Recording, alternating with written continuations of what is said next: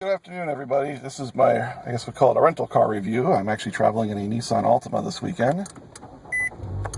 Of course, the usual push button start, keyless ignition, or I should say keyless because I've got a key fob in the pocket.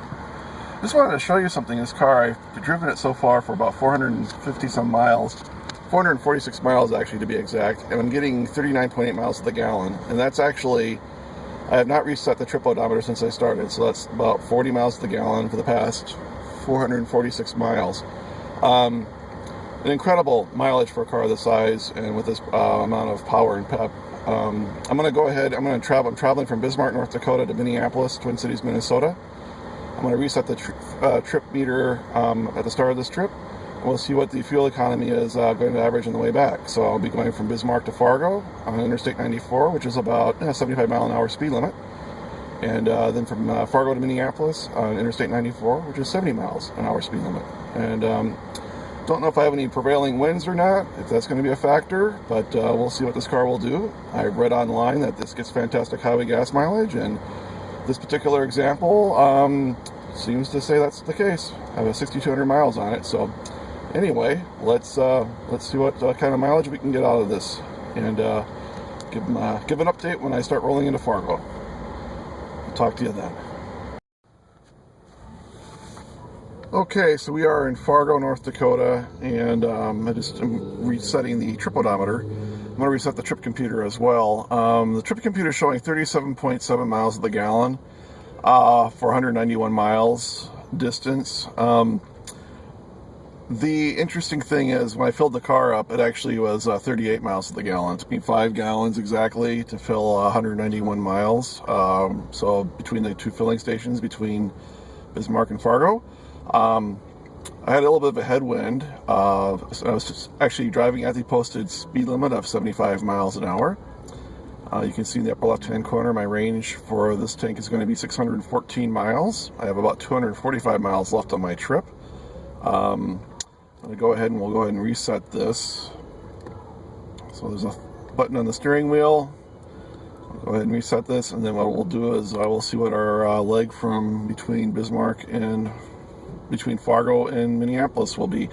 I am filling up with fuel that has 10% ethanol, so that may impact it. I'm sure there's many variables that do, but so far, very impressed. This is like hybrid or diesel fuel economy on a 4-cylinder car with a CVT, and so far very happy with how it's been driving.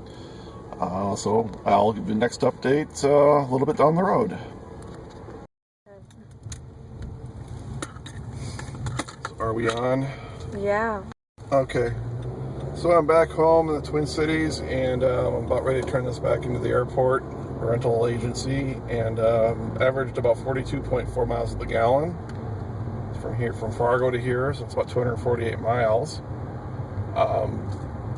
Actually very impressed. The only thing I would note is that sometimes it's a CVT transmission. It sort of surges at certain RPM ranges, like I can't decide what gear ratio range it wants to be in. Comfort wise, I'm about 6'4". You can kind of see I've got like lots of headroom here. This is the Altima S model, which I do have a 6-way power adjusted seat, so I can dial in a perfect seat. Nissan advertises these as zero gravity seats, and they are pretty comfortable. I have to say that being on the road, I'm not that fatigued at all. I'm not sure exactly what they do to engineer a car to get over 40 miles a gallon that's the size, but I have to say it's very, very practical and spacious. Headroom's a little tight in the back seat. Trunk's decent sized though, although it's just me traveling in here, nobody else. Just a lot of, performance-wise is pretty decent. I would describe it as being, somewhat peppy. I don't think a manual transmission is available. I think it's just a CVT only. And if I floor it, you can kind of, it's actually get up to the speed limit. It just revs up kind of high, and then you back off, then it drops back down. So it's a little different sensation than a car with a normal fixed ratio automatic transmission. What else?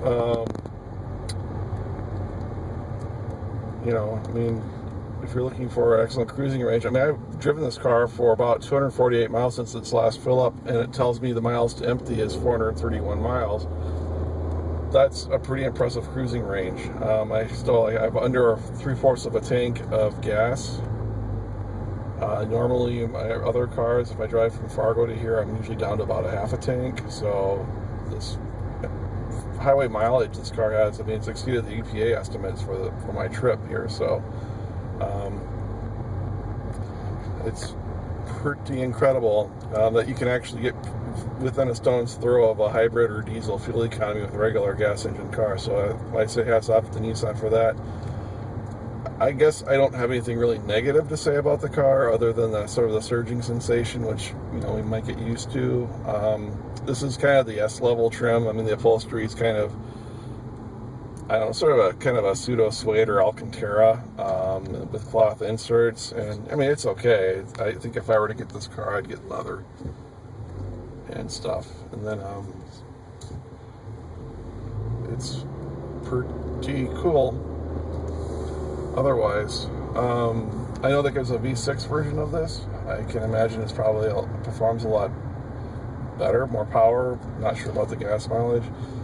Another thing I would say is I'm not even sure why you even get a Maxima. This car is plenty roomy. It's a lot cheaper. And the Maxima is kind of on a dated platform. It doesn't get as good gas mileage. Of course, this is all subjective. Yeah, it's an older Altima, so. But anyway, that's all I have. You know, definitely a worthwhile rental vehicle, but, you know, if you're considering buying it, you know, you're a taller guy, it's plenty of room. So that's all I have to say. Have a good evening.